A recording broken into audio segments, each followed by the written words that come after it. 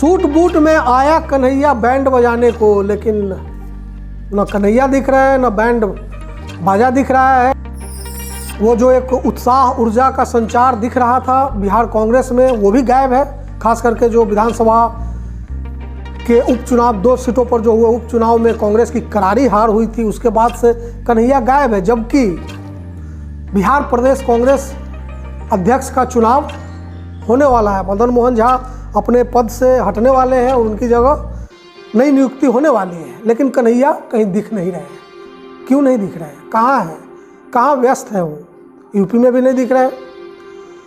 तो जिस उत्साह से दिल्ली से कांग्रेस ने दिल्ली से कन्हैया कुमार को बिहार भेजा था, और वो कन्हैया कुमार जो कभी अपनी इमेज नरेंद्र मोदी के इमेज तक पहुंचाने की कोशिश में लगे थे, जो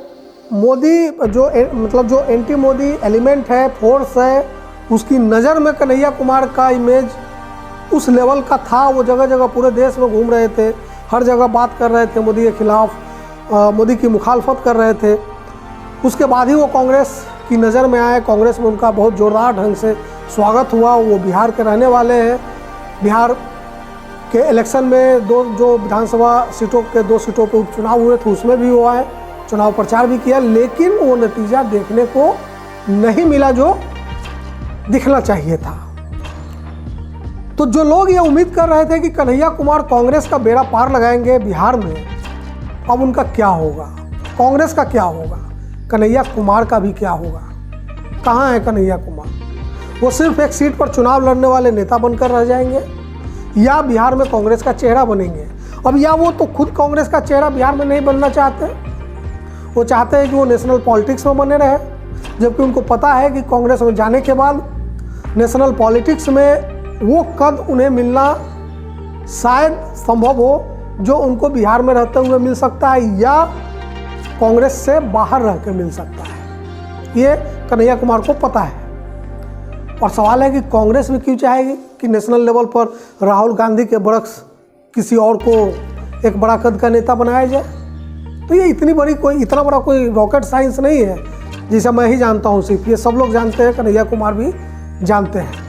तो फिर वो बिहार पे फोकस क्यों नहीं कर पा रहे हैं? इसलिए कि यहाँ उनको तेजस्वी यादव से टकराना होगा। जो तेजस्वी यादव आज की तारीख में मास लीडर है, अपने लगभग 30-35% वोटों के अकेले दावेदार हैं। मतलब कह सकते हैं कि वो जो 30% प्लस परसेंट जो वोटर है, MY समीकरण, वो उनका कोर वोटर है।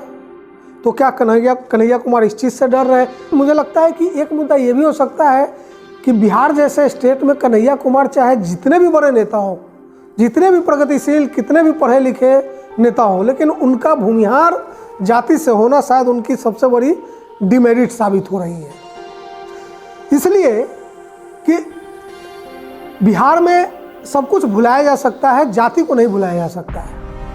और बिहार में एक जैसे मदन मोहन झा ब्राह्मण नेता, वो कई सालों तक रहे बिहार कांग्रेस के अध्यक्ष, कुछ नहीं कर पाए। और बिहार कांग्रेस में इस वक्त आप देखेंगे तो टॉप में बहुत सारे ऐसे नेता हैं जो फॉरवर्ड क्लास से हैं, लेकिन वो लोग सिर्फ टिकट लेने और देने भर तक की राजनीति कर सकते हैं, अपना चुनाव वो नहीं जीत सकते। उनमें आप देखेंगे तो बहुत सारे लोग राज्यसभा में बैठे हुए हैं, लोकसभा का चुनाव लड़के जीतना और लोकसभा तक पहुंचना उनके बूते में नहीं है। भूमिहार जाति से आने वाले कन्हैया कुमार के लिए कोई राजनीतिक स्पेस बचा हुआ है? ये सवाल जो मैं पूछ रहा हूँ, ये सवाल कन्हैया कुमार को भी अपने आप से करना चाहिए, और मुझे लगता है कि उन्होंने किया भी होगा। लेकिन एक उम्मीद रही होगी कि विकास की बात करते करते, एंटी मोदी मतलब मोदी के खिलाफ बात करते करते जाति की बात पीछे छूट जाएगी, लेकिन शायद बिहार में ये छूटने वाली नहीं है। और ख़ास करके पिछले विधानसभा के उपचुनाव में जिस तरह से इनको तेजस्वी यादव के अपोजिशन में पोर्ट्रे किया गया, खड़ा किया गया, ये चीज़ भी कहीं ना कहीं राजद को खटकी होगी। तो शायद राजद भी नहीं चाहता कि कन्हैया कुमार बिहार में कोई चेहरा बने। तो सबसे बड़ा सवाल यही है कि कन्हैया कुमार का आखिर होगा क्या।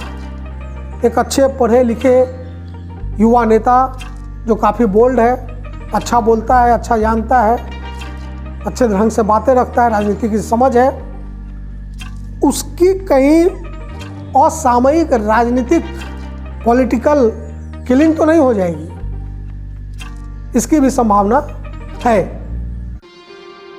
बहरहाल इन सभी मुद्दों पर कन्हैया कुमार भी सोच रहे होंगे, सोचना भी चाहिए, क्योंकि अभी ये युवा है, यूथ है, उनकी अपनी एक पार्टी थी, कम्युनिस्ट पार्टी, जहाँ कमोबेश जाति का उतना ज़्यादा वो नहीं है, जिसको वो छोड़ चुके हैं, कांग्रेस में आ गए। लेकिन अब कांग्रेस में उनका क्या भविष्य होता है ये लगभग तय होता दिख रहा है, जो कि बहुत उज्जवल नहीं दिख रहा है।